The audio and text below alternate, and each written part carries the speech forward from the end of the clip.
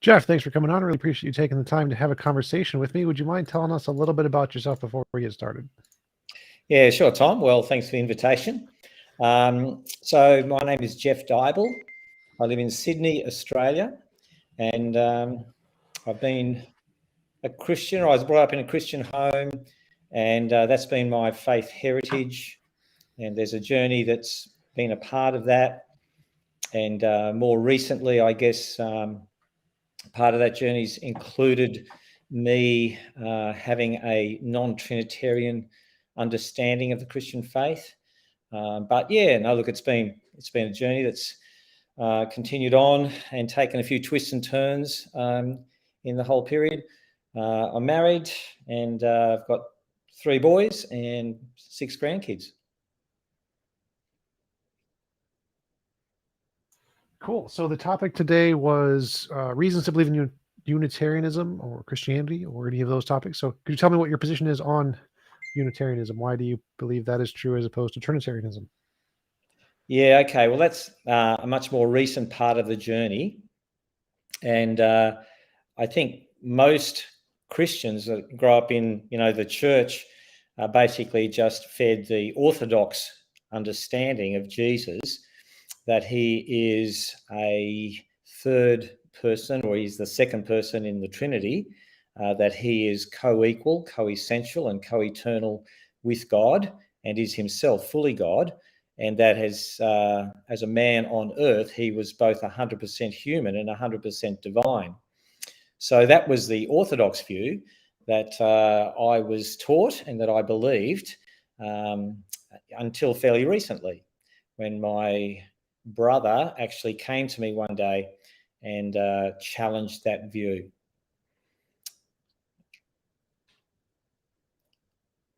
And that got me rethinking, and that got me on a journey of, just rethinking what I was taught and evaluating it according to what the Bible actually says and doesn't say. And then as a result of that research, I came to believe that Jesus doesn't actually conform to the orthodox or traditional view of the Trinity, that he is actually a very special man who was fully anointed and authorized by God to fulfill a mission in the world, that he has been subsequently glorified and is now at God's right hand, that he is coming again in that glorified position. Does that make sense, Tom?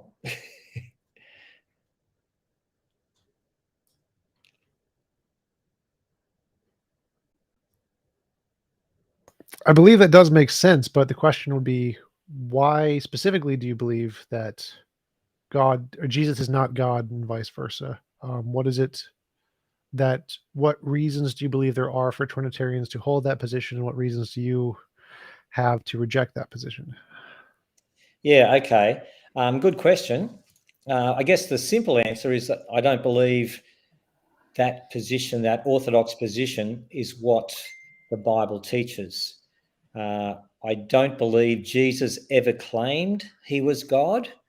There are a couple of statements that he makes that have been, I guess, interpreted by Trinitarians to claim that he said he was God, but I don't believe he ever clearly claimed that of himself. In fact, he very clearly claimed that God was, that God was his God, the Father was his God, and that he was subservient to God, and that all of his capacity was provided by God. So I don't believe Jesus ever claimed to be God.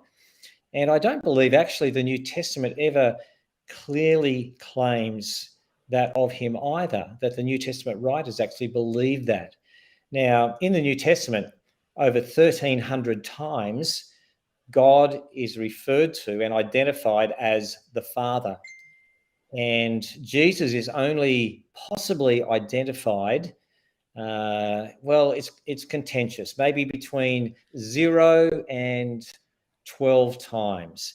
when I say between those numbers, because those who are very skeptical say he's never called God. Those who are much more optimistic about those references claim much more. But there's only actually several that could be, I guess, interpreted as claiming that Jesus was God.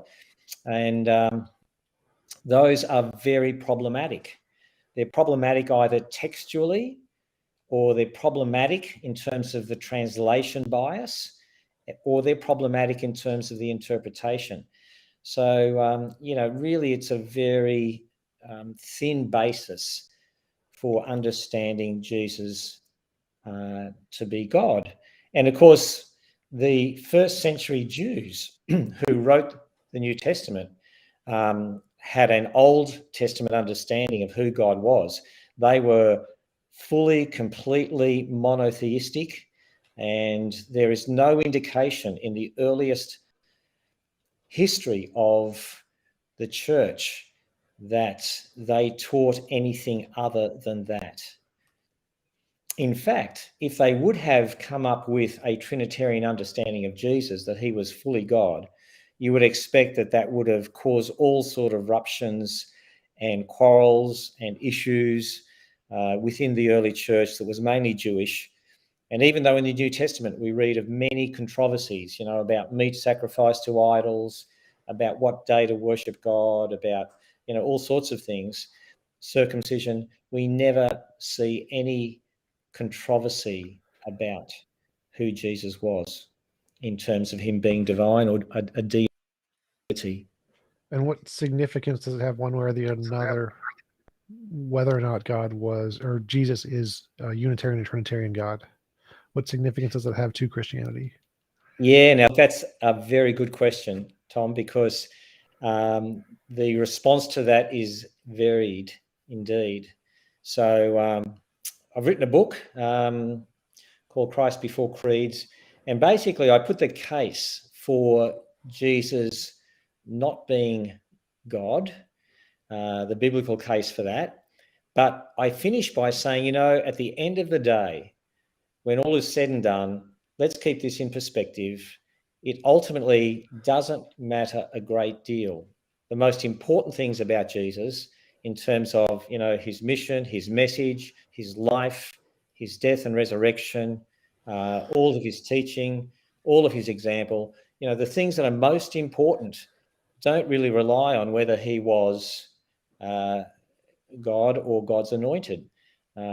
So, I say, well, look, I think this is what the Bible teaches, but ultimately, I don't believe it really makes a big deal of difference. I think whether you have a Trinitarian or a non-Trinitarian view of Jesus, the basics, the essentials are still the most important, and they're the same. However, there are many Christians who would beg to differ. There are many Christians who would say that this is a foundational and defining doctrine. And, there have been Christians, ministers, when they have found that I've changed to a non-Trinitarian view of Jesus, have basically said, I'm no longer a Christian, no longer saved. They'll pray for my soul. For them, I've left the faith. So it's a very critical issue for them. And why do you think do they think that having Jesus be God is so important? Why is that significant to Trinitarianism? Once again, I think it's because it's perceived as being orthodox. And of course, back in the day, back in the 4th century, from the Council of Nicaea, particularly through to in 325 AD, through to, later councils, right through to the Council of Constantinople, 381. This was a debate. This was the bone of contention within Christianity. This was where battle lines were drawn, and it was the contentious issue of the day. And even though it was never really solved theologically, it was more solved politically, because the Roman emperors at the time wanted to have a united Roman Empire. They didn't want a divided church. So they came in fairly heavy-handed at the end and said, this will be the position that is the Orthodox position. And if anyone won't adhere to that, then they will be anathematized, they will be cursed. And then eventually it became a crime that was punishable by death, so that it became, sort of the issue that would decide, I guess, where people stood in terms of the Christian faith. But doesn't really make a difference to his sacrifice of being the Messiah of, what is it? Sacrificing himself for our sins or whatever. That wouldn't really make a difference whether or not he was God for that. Because I think many Christians use the argument that God sent his only son to experience suffering or whatever, and that's some kind of a critical factor in salvation. But it doesn't seem to make a difference whether or not Jesus was himself God to that claim, right? Yeah, well, Christians, some would say that Jesus had to be God to die for our sins, to be an adequate sacrifice for our sins. And that understanding seemed to not arise out of the Bible, but out of particularly Anselm. Anselm was a church leader back in the 11th century, and he grew up with a very, medieval moral set of values. And back in the day, your crime and punishment was determined by the person to which, or against which the crime was committed. So, for example, if you stole from a fellow serf, the punishment would be whatever it was. However, if you stole from the lord of the manor, then that was a much more grievous crime that held a much more severe penalty. And so he argued, well, for crimes against an infinite being like God, it would require an infinite sacrifice, and nothing less than God himself would be an adequate sacrifice for the crimes, against God. So that was his kind of philosophical and moral sort of, justification or basis for that sort of argument.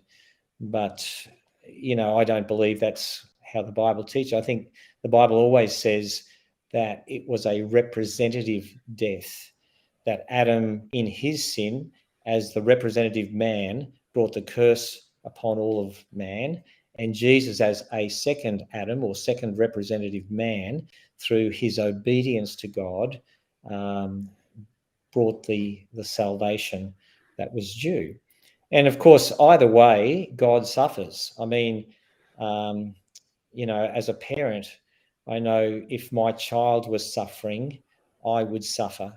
And I would much more gladly bear the suffering that they felt than that they would. So, either way, God suffers. His dearly loved son, suffering means that God suffers too. God the So what do you Father. think? Yeah. What do you think is the minimum requirement? So, for example, or minimum requirement for salvation. So, if Jesus hadn't been crucified, but instead, for example, fell and hit his head on a rock and died, would that have been sufficient for salvation? No, I don't believe so. I think the two requirements for the efficacy of Jesus' death was, number one, that he was sinless, so that if he had himself sinned, then he would not. He'd have to, in a sense, pay for his own sins. He'd have to kind of atone for his own sins. So one was that he was sinless, but secondly, that he was expressing absolute surrender and love to God the Father, and that it was a demonstration of his absolute surrender to God. But he couldn't have done that in any other way other than, for example, being crucified. Like, it seems like, couldn't he have done that in any particular way if he had demonstrated his devotion to God and then died in any other manner, wouldn't it have been the same? What is the significance of crucifixion? Is there any? Yeah, well, probably I think the significance of the crucifixion is that it was a very horrendous, excruciating death. So that, to absolutely, submit yourself to that sort of treatment meant that you were willing to give of yourself to the absolute ultimate degree. And Jesus, prayed in Gethsemane. He said, Father, if it's possible, if there's any other way, then, let that be. But if not, then your will be done. So in such an extreme situation, he, I guess, demonstrated his absolute love, commitment, and obedience to his Father God. And I'm, of course, an atheist, so I don't believe that Christianity is true. Why do you believe in Christianity in general? Yeah, well, I guess I've come to that understanding. Let me just share a little bit of my journey. So I grew up in a quite a conservative Christian church in Australia, and I just accepted what I'd been taught as I grew up. But I got to a stage in my late teens when I was also attending classes at university, doing philosophy, etc., that I began to question what I'd been taught. And I said, well, how do I know? I know what I've been taught I should believe, but how do I know whether what I've been taught is actually the truth? And so I decided to subject my faith to scrutiny. And I did the Descartesian exercise of saying, well, I'm going to just throw overboard everything that I can't be absolutely sure of and see what I'm left with. And so I doubted everything, was skeptical about everything. But it was interesting that in that place where I didn't believe it was possible to know anything for sure, the one thing, in all honesty, that I could not deny to myself was that there had to be some intelligence or some kind of something beyond natural forces that has brought the world to be where it is. The complexity of the world that we have, I don't believe could have been accounted for simply through natural processes. And that was the first step back. I thought, okay, well, there has to be some call it God or whatever, of some description. And then it was a question of, well, how would I know that God, or whatever you want to call it, or him or her or whatever? And, I said, well, if there is a God who can be known, the only way I can know him or her or it is if they have chosen to somehow reveal themselves or make themselves known in more than just a general way. I mean, you can look at creation and say, okay, there must be great wisdom and great power behind this, but in a much more personal way. And if he hadn't done that, then there's no way that we can discover him. And then I looked at some of the options. I started reading other religious literature, the Bhagavad Gita and other documents. And then one day, I don't know why, but I picked up the Bible and I started reading one of the Gospels. Can't remember which one it was, but it was like I was reading it for the first time. I was reading the story of Jesus. And as I read, I just became impacted by the credibility and the authenticity of this person, Jesus, and the events of his life and his teaching. And so I then began to explore further and further. I looked at, I read into the reliability of those historical documents. Can they really be trusted? And just little bit by little bit, I built back my faith to actually say, you know what, I think actually Christianity is the truth. So what specifically, because you said that the complexity of the world as you see it couldn't be explained by nature and therefore there must be a God. Why do you believe that? Because to me, it seems like I agree there's definitely a lot of complexity to nature, but I don't see any reason to think that a mind would be a better explanation than, for example, a naturalistic force or something? Yeah, I think that comes back to a little bit of presuppositions. So I guess to tell a bit of a story again, Tom, just imagine two guys shipwrecked on an island. They don't know for sure whether anyone is there. And so they decide to explore around. As they walk along the beach, they see about 12 rocks in the form of an arrow, just spaced perfectly to be the shape of an arrow. And as they look at those rocks, one says, well, I think that is just happened naturally, just through, being washed up on the shore, and it just happened to be in that sort of shape. And the other guy said, no, look, it's too perfect. I think someone else is here and actually placed those rocks deliberately. And which one is true? Which one is right? Well, it depends. I mean, one assumes that there is no one else on the island, and so therefore he assumes that it's just natural forces. The other one assumes that someone is there and therefore could have put those rocks in place. It's a little bit like that. It's your presuppositions will determine a little bit how you perceive it and the conclusions you come to.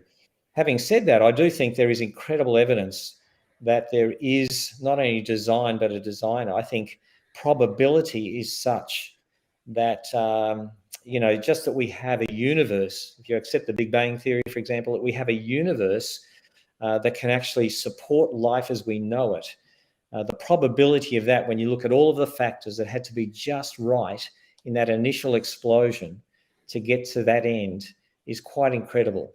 And then to have a world like the Earth, the planet Earth that we have, that is conducive to supporting and nurturing and fostering life. Once again, there is incredible probabilities that have to be met. And then to even get the simplest form of life, once again, you need three very complex molecules all existing together. And once again, until there's life, there can be no sense of survival of the fittest or anything like that. It's pure chance. And for all of that to have just happened, to me, is beyond what I think is credible.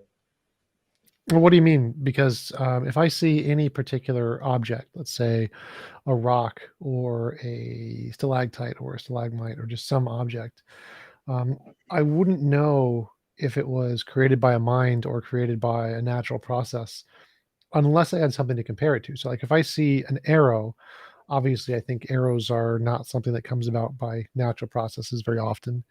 But things, when I see like patterns and laws of physics, now that seems to be something that is highly likely to come about naturally. Why would we assume that because the laws of physics are complex, that those would be like an arrow? Because I don't see the analogy between the complicated laws of physics and an arrow as opposed to a rock or something. Because a rock, if we look at any rock, the probability that that rock has exactly all of the divots and cracks that it does is equally as big as the probability of the universe. Like, obviously any particle could be out of place and it just would not be that rock. But why we wouldn't think that the rock was designed, because the probability of it coming up with that shape is so low.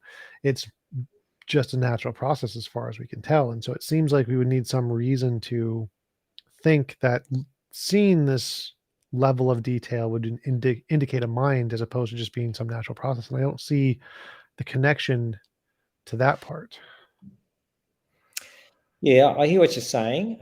Certainly in terms of uniqueness, that's true.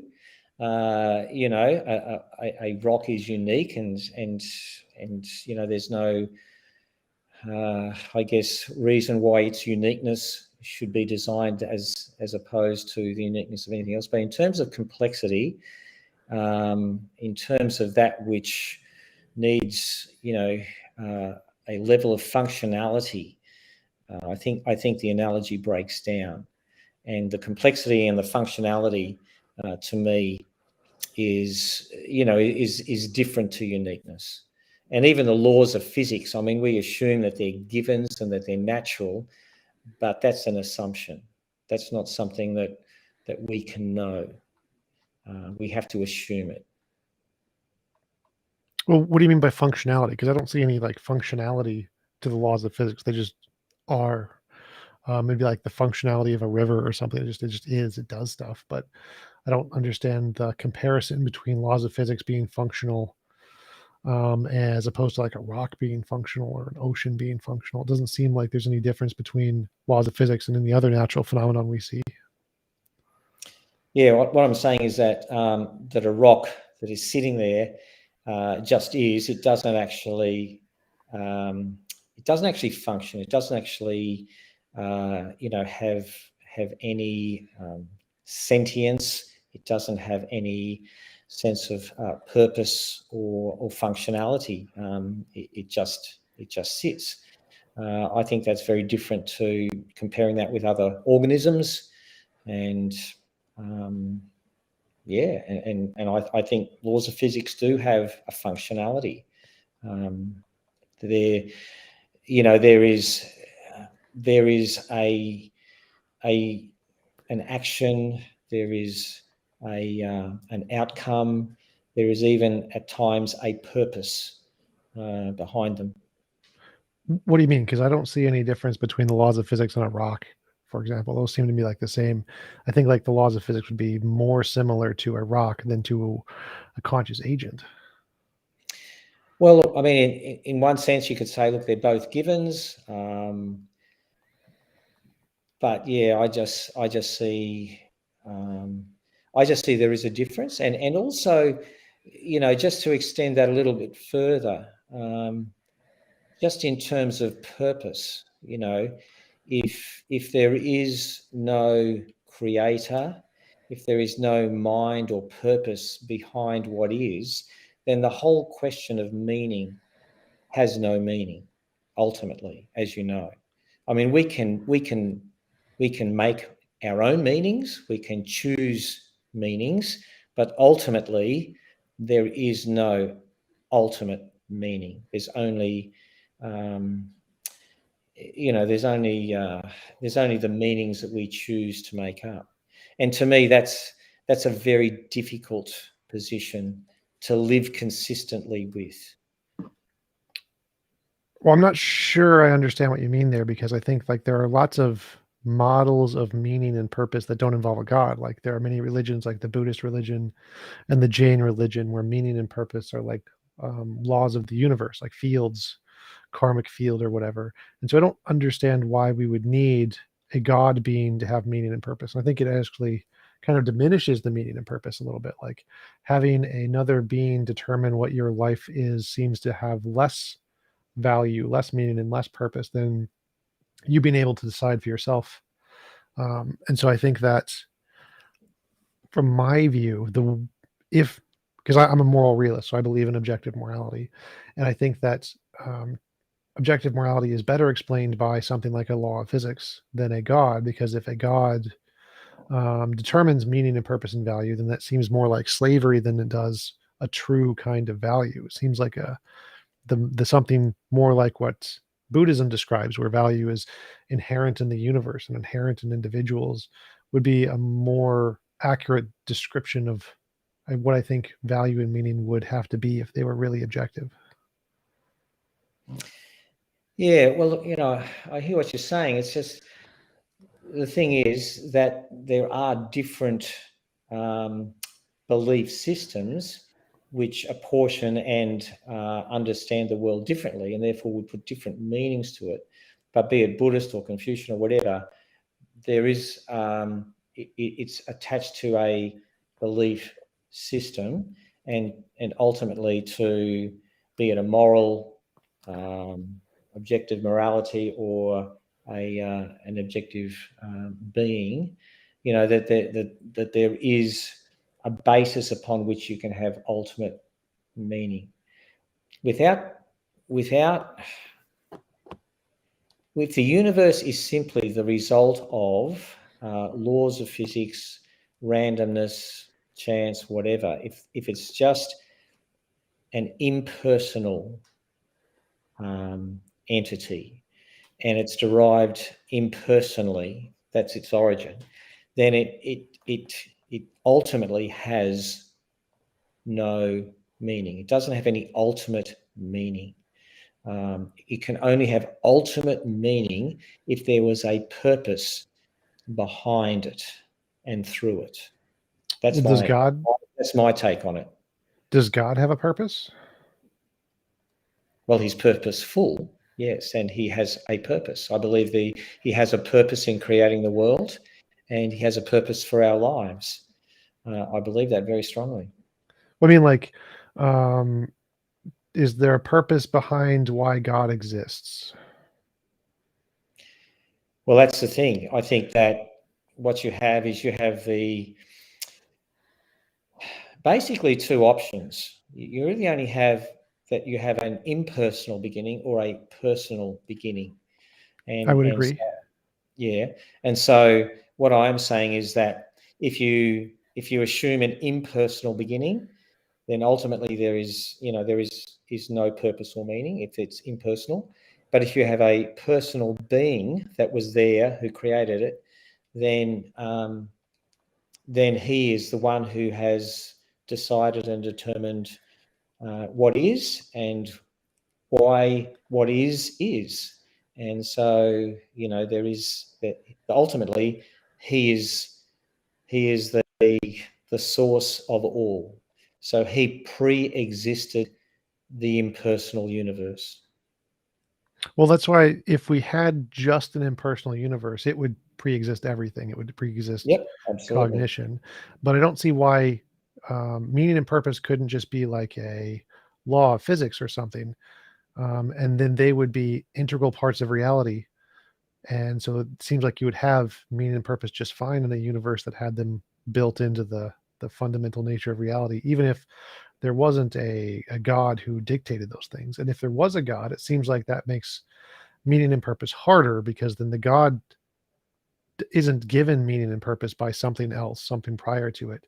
It gives meaning and purpose. So it seems like the God's nature wouldn't have meaning and purpose, and it would be giving it to us, but that seems like it would just be subjective. So like I think for something to be objective, it has to be true, independent of an opinion.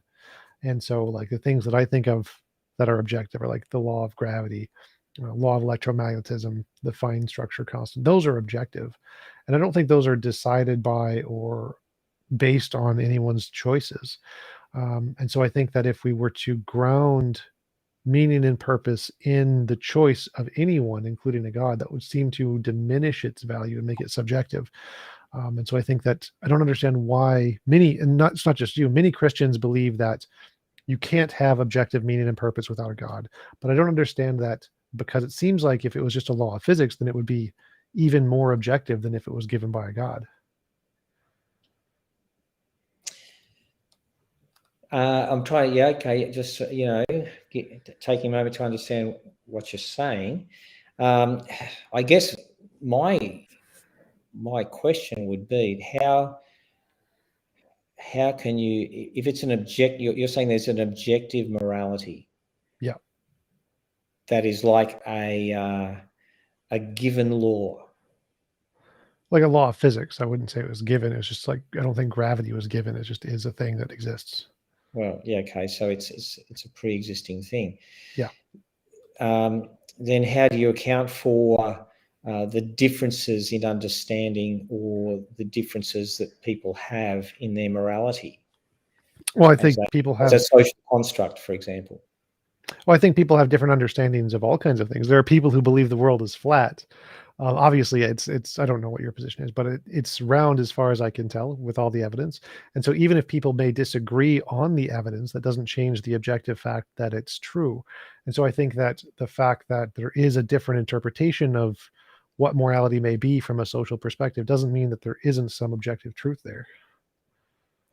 And if it's a objective morality that is like a law, is there any consequences to defying that morality?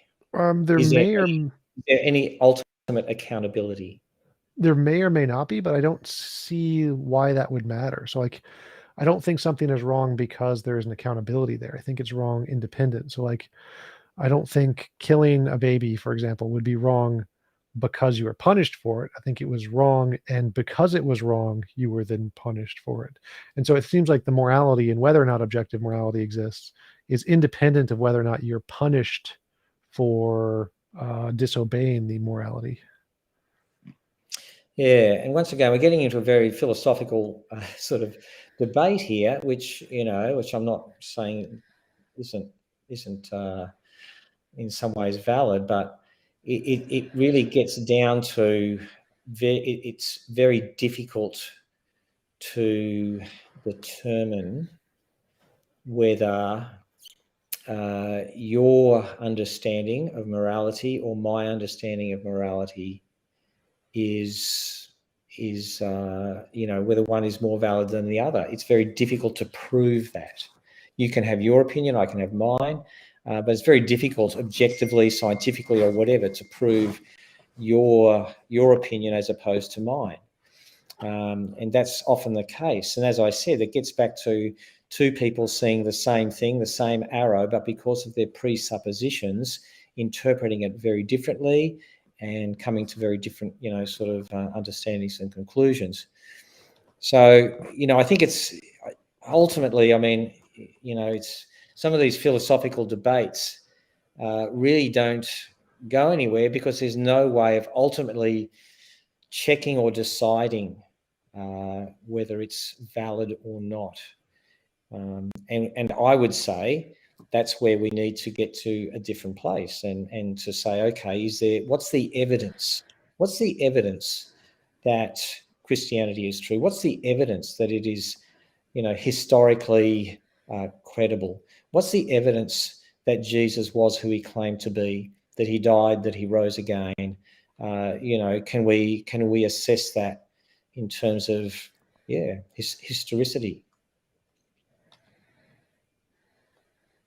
Sure. And because my position, of course, would be that the evidence does not indicate that Jesus was holy or divine in any way. I think he was just a regular human being. I definitely believe he existed, but I don't think he was divine in any sense. So why do you believe that he was in fact divine? What is the evidence from your perspective that Christianity is in fact true in that sense?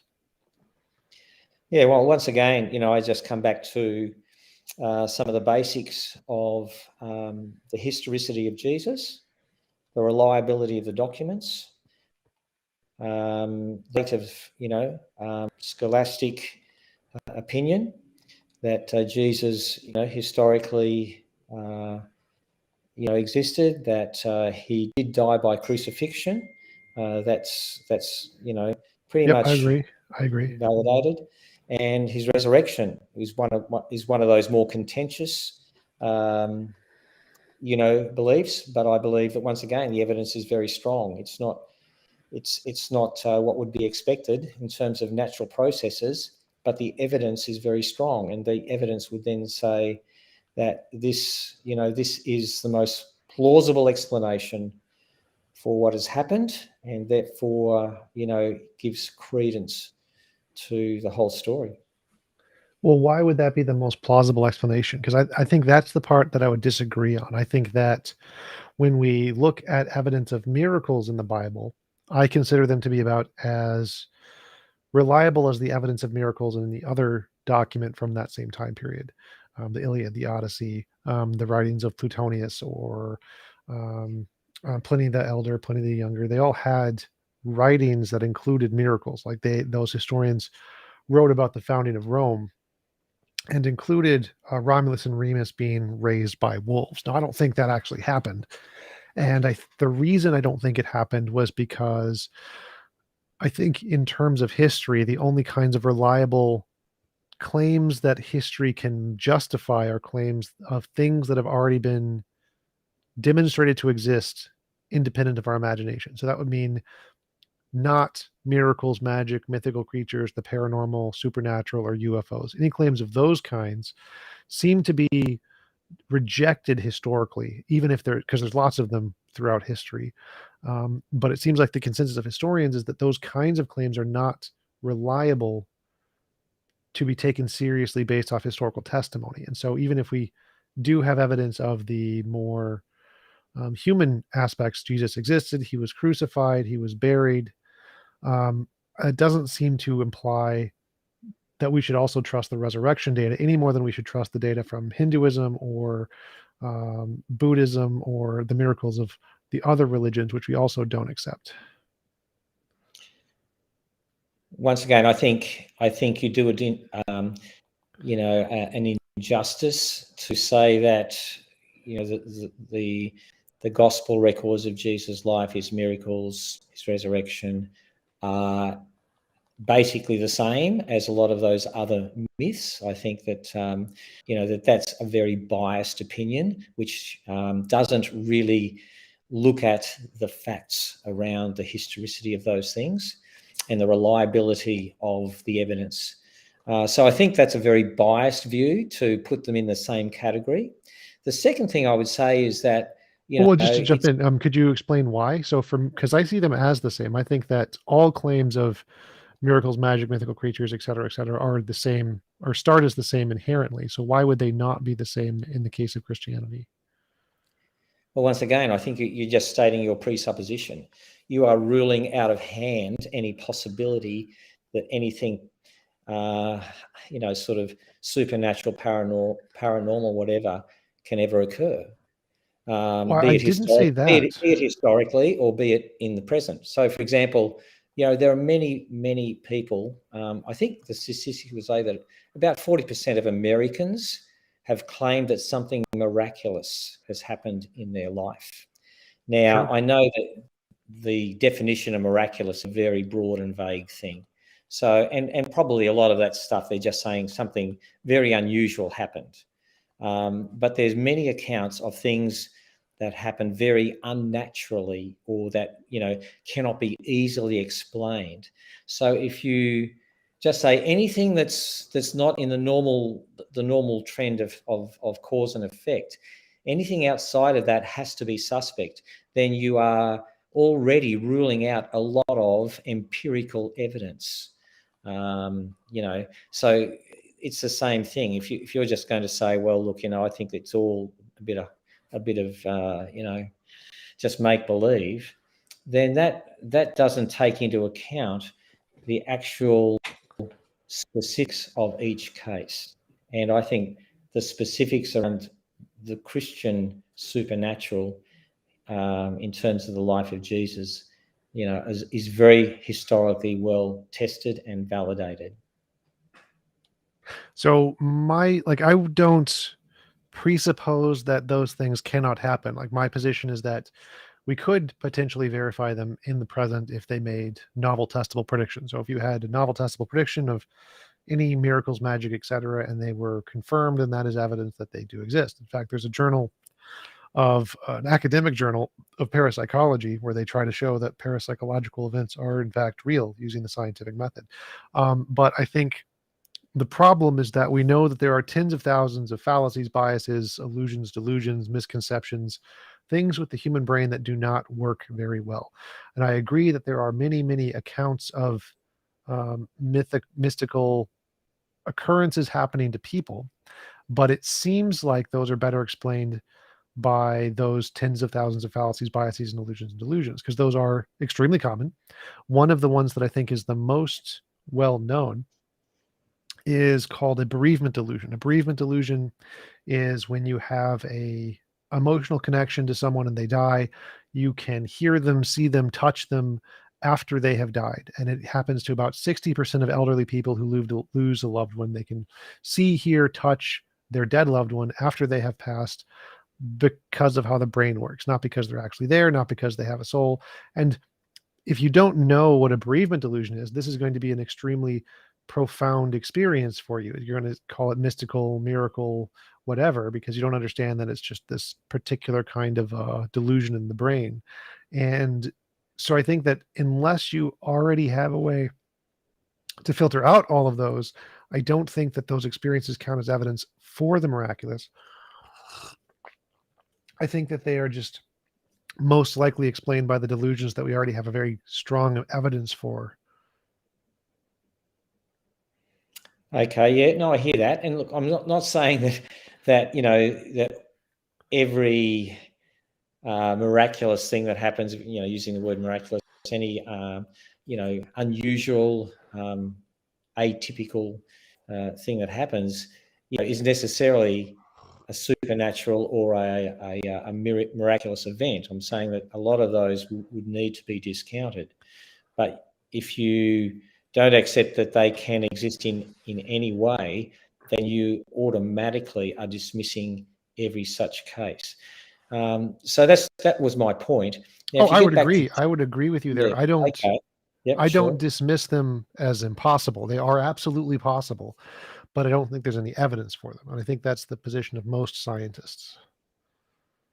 And it would come back to what evidence would be accepted or admissible, and that once again, is another whole, I guess, discussion. But getting back to Jesus, I mean, the historical evidence around his resurrection, that's been debated for centuries, and I think there's very strong reasons, to believe that Jesus, was resurrected, in terms of there's been no credible alternative that's been presented, be a swoon theory, be it that someone robbed the body, etc., etc. All of those, other possibilities have been put forward and discounted.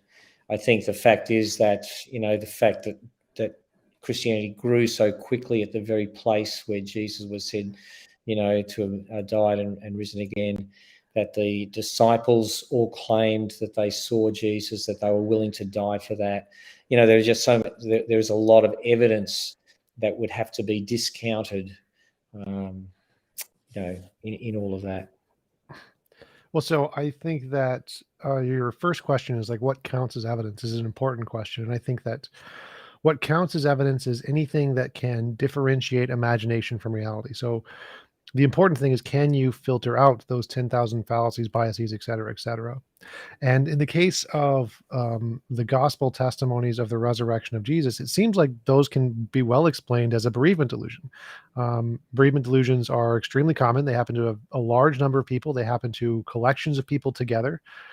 Family members can, at the same time, hear, see, touch, etc. The dead loved one simultaneously, because the way it works is it's from neuroplasticity. Neuroplasticity is things that you experience a lot, or happening a lot, or expecting to happen, are primed in your brain. And when you have a powerful emotional experience, it causes you to ignite or light up those areas of the brain that have been developed, causing you to re-experience those sensations. So like if grandma always read the newspaper in the morning and made tea, you can wake up one morning and you can hear the newspaper being folded and you can hear the tea going, even though it's not happening, because those things have happened so often in your past, and the habit has built the precognition of it occurring again into your brain, and so it's likely that you would experience those things. And it seems like those exact same phenomenon could explain the experience of the apostles who saw Jesus after his death. Those could just be bereavement delusions. And again, that's extremely common. Bereavement delusions are up to like 60% of elderly people have them. Extremely common things to have occurred. So I don't see why the testimony of the apostles, I mean, even if they're willing to die for it, obviously they would be if they didn't know what a bereavement delusion was and they had this experience where they saw a dead loved one. Obviously they would think that was a miracle or something. And so them being willing to die for it would make perfect sense, even if it was just a delusion. And so I don't see why that explanation, because we already have lots and lots of evidence of bereavement delusions happening, wouldn't be a better explanation than to say he actually rose from the dead. Yeah, once again, this is just another way to try to explain away the facts that we have them. I don't believe the accounts as written, in the Gospels back up a delusional, theory. You've got, for example, all of the disciples and different people seeing Jesus at different times. They not only see him, they touch him, they see him eat, they interact with him. At one state, cause, you've got 500 people at one time. This is all being said when many of those people are still alive and would have been able to discount, these accounts and totally undermine Christianity if they weren't true. You also have, if it was just delusion, then you still have to explain away the empty grave. You still have to explain away why the authorities didn't display Jesus' body to disprove those delusions. I mean, there are so many facts that you are overlooking or choosing not to take into account in this delusional theory. So you can put forward a theory, but once again, does it stack up with the facts as we have them? Well, I'm not sure which part of that wasn't explained by bereavement delusion, because bereavement delusion, again, as I mentioned before, families can see the same dead loved one. They can see them eat. I mentioned the tea. They can touch them. So those are all factors that are true of bereavement delusion. So all of those things would be true if Jesus rose and if it was a bereavement delusion. It's also the case that whether or not Jesus rose or if it was a bereavement delusion, the people at the time period would think it was real because they didn't know what a bereavement delusion was. That we didn't have the same level of science that we do today. And so they would believe it. And so even if they lived at the time period, they would still confirm the experience of seeing and touching Jesus, whether or not it was a delusion. They'd still believe it was true. And so all of those factors that you listed seem to be explained both by bereavement delusion and by Jesus rising from the dead. The 500, I think, is explained by the miracle of Fatima. Like, it's called communal reinforcement. That's essentially just a factor of something happens people can't explain in a large group, and a large group, somebody in the group attributes it to some cause, and then psychologically, people are more likely to accept that as the actual cause if it's not something they understand. And so, like the miracle of Fatima, seeing the sun move was attributed to Mary, I believe, and because somebody in the crowd said so, not because the sun actually moved. And so I think because both of those phenomena are extremely common, it's like grass. It's like there's grass outside, and if something happens, like an account of someone rising from the dead, it seems more likely that the thing that we know exists and happens all the time happened that time to explain it, rather than this new phenomenon of someone rising from the dead. And since it does seem to explain all of the data that you mentioned, unless I forgot something, you can let me know if I forgot any of the details. Yeah, you did. Tom, you forgot about the empty tomb. Why would that be a What I'm difficult thing to saying is, explain? just assume that it was, delusion. Yeah. Then you still have to account for the fact that there was no body, that the tomb was empty. The authorities at the time, could not procure the body.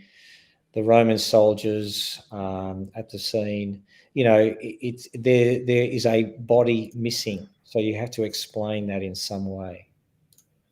Oh, sure. So I'm a avid interest in the experts who research this. Bart Ehrman is my favorite scholar on this topic, and most of them agree that Romans didn't bury people who were crucified. It didn't happen. They're most likely put into a mass grave. And so I don't think that part is historically accurate. I think it's more likely that that didn't happen. I know that there's a famous Christian historian who put forth the minimal facts approach, Gary Habermas, and he added in the empty tomb as one of these things, but he then retracted it because it wasn't very well accepted by most historians in the field. That's the one that is the weakest of his facts, because it's not believed by most historians that the Romans would do that, because people who are crucified are universally thrown into mass graves. They don't get burials because that defeats the entire point of the crucifixion. It's meant to humiliate and to make you the same as all of the other criminals, and not giving them a burial is a like I forget, legislated part of the experience. You're literally supposed to be put into a mass grave, so it's very implausible, historically speaking, that that would have happened. So it seems more plausible that he was put into a mass grave, and the part of the empty tomb was probably made up later, because the whole part about putting a stone in front of the tomb, like there's just no historical basis of that for the Romans ever doing that for any circumstances. And so it seems more likely that that was an addition later. Yeah, well, once again, for example, the stone in front of a tomb, that was normal Jewish burial practice, as as we see even with Lazarus a couple of chapters prior. So, you're making a lot of, assumptions that would say that, I don't believe that the gospel accounts are accurate, that, you're making assumptions around that. And I'm saying, okay, if you're going to make those assumptions, then there needs to be some reason why you would have a good basis to discredit those accounts, because the accounts that we have, stand up very well and historically. And as I said, this has been debated for centuries by many historians and others, both Christian and non-Christian, and the facts do stack up really well in terms of the historicity of the resurrection. So why do you think it is that most academic historians don't accept the miracles of the Bible? Well, I think once again you're making a very sweeping generalization, and I would once again come back to I don't think that historically they have any basis. It's more presuppositional position. It's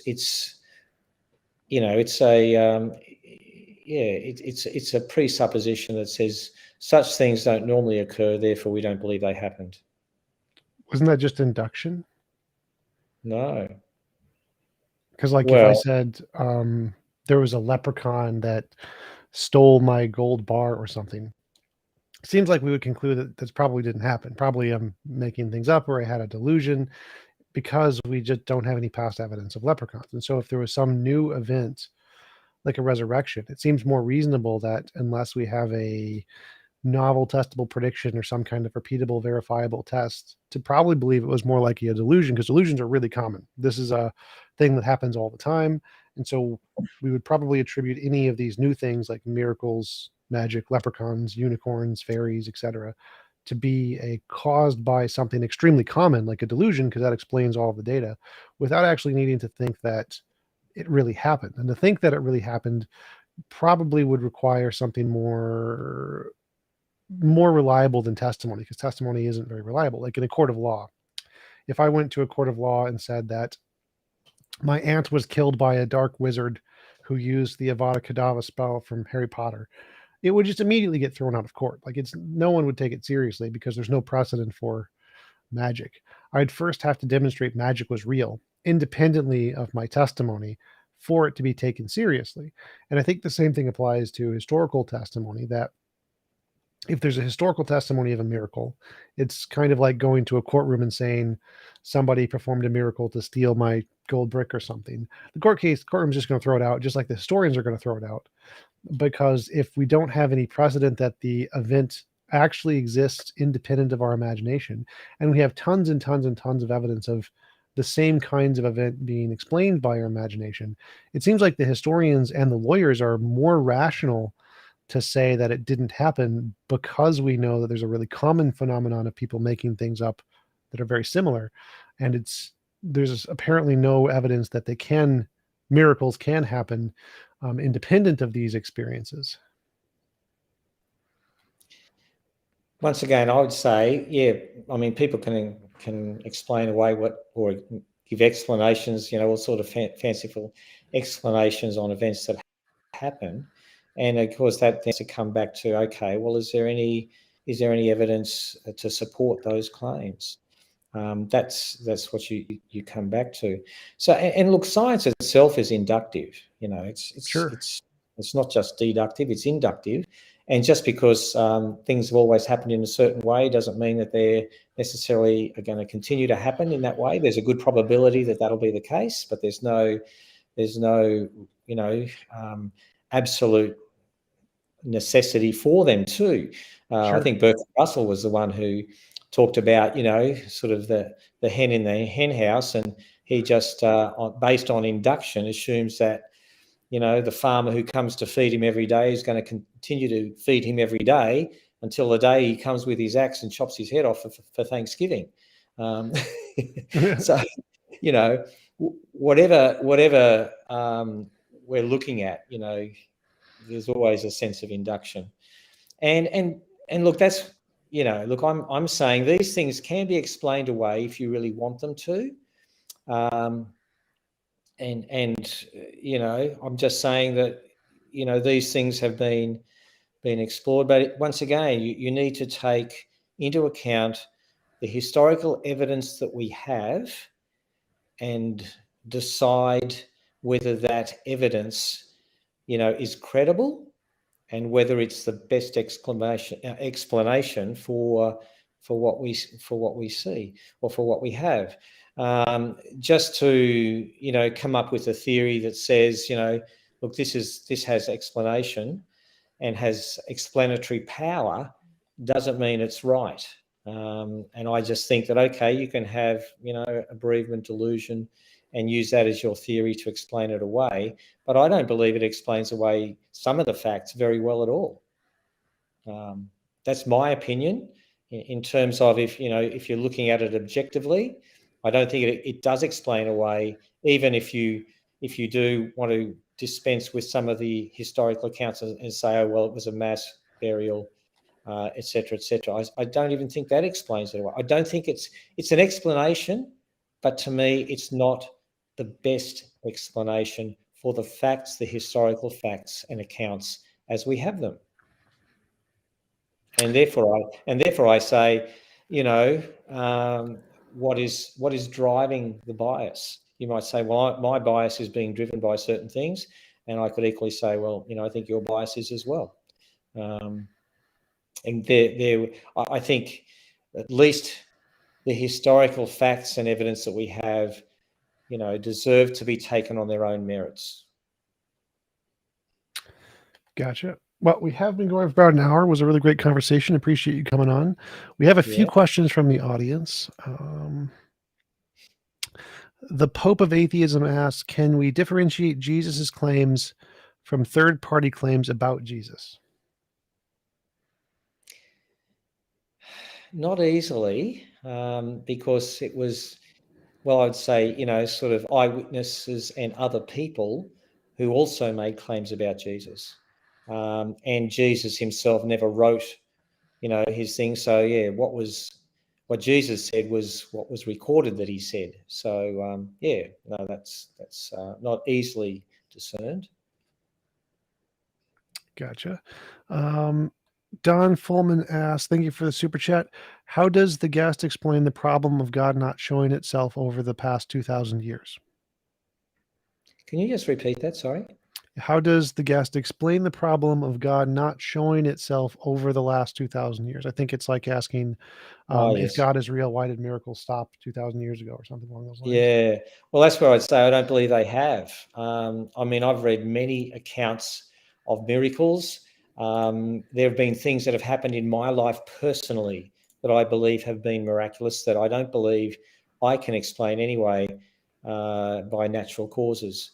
And I've spoken and know people who've had things happen where God has shown up and I believe has worked and acted. So, yeah, I don't believe that that's the case at all. I think he's still showing up and still working and acting in sometimes miraculous ways. Gotcha. I think that's it for the questions as far as I can see. Do you want to give any links or references where people can find out more about your work? Okay, so, well, the book I've written is called Christ Before Creeds. It really is looking at a Jewish understanding of Jesus as opposed to a later Greek philosophical understanding of Jesus as is expressed in the creeds. So it's called Christ Before Creeds, and yeah, that's my book. I am thinking about actually writing another book, but that's just in the the early stages. And that's the only really accessible work. I've written other things, but it's not really nothing that's accessible. Gotcha. We got a few more questions in. GeoSam asks, if God will return, where is he returning from? Yeah, good question. I don't have any clear view about that. It could be that he's returning from another dimension. It could be that he's returning from another place. I really don't know. I'm not sure from where he will come. Put it that way. Gotcha. Travis Statham asks, can you define faith? Yeah, well, I think a lot of people think that faith is kind of this illogical, step that that you take if you're not sure about things. But I think faith is something that we all have. To have a scientific view of the world, you still have to have faith in many ways. So for me, faith is accepting certain things beyond what you can prove or directly observe. Gotcha. Mr. Creanian asks, ask Pastor Jeff if he found out Jesus was a clever fiction created to deliver a philosophy of salvation and morality. Would you think the goods of ideas that Jesus are still valuable enough to believe? Someone once said you would have to have someone as brilliant as Jesus to create Jesus. In other words, Jesus was so unique for his time, and his teachings so incisive, and his morality so beyond what was accepted back then, and that it's something that you would need to have someone as brilliant as Jesus to create Jesus. I think that Jesus is so unique in so many ways, and the Christian faith, to me, is so unique because it's not, all the other religions of the world, it's all based upon what we do to kind of make ourselves acceptable to God. Christianity is absolutely radical in the sense that it's not your performance that makes you acceptable. It's simply based on the forgiveness and love of God through Jesus, who died in your stead. So what would you say if that is brilliant, and it's just absolutely something that's quite unique. Gotcha. And so what would you say if someone came up with a new morality today that's even further ahead of its time? It's not just the morality. It would be, the basis for that morality. I think that would be also something to consider. Christianity is a morality that is not just this is a nice idea, but this is something that has been lived out, and this is something that has been shown. I think there's something about that. If there was a new morality that arose, I would need to assess it on its own merits, I think. Cool. Thanks again for coming on. I really appreciate it. And I hope you have a wonderful rest of your day. Thanks so much, Tom. And thanks for the opportunity. Take care. Absolutely.